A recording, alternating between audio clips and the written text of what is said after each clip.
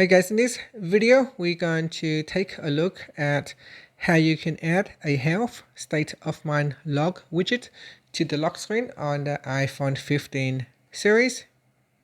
First, swipe up at the bottom to go back to the home screen. Then from the home screen, tap on settings.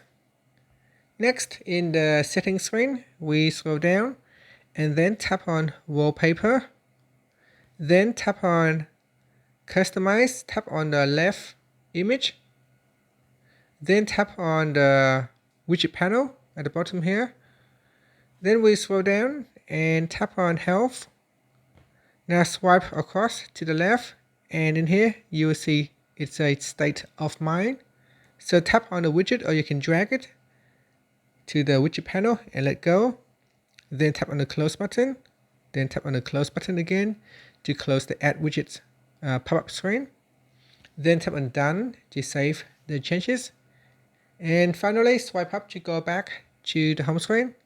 Now I'm going to press on the side button to lock my screen, and whenever I need to lock my state of mind or the emotional being, so tap on this widget here.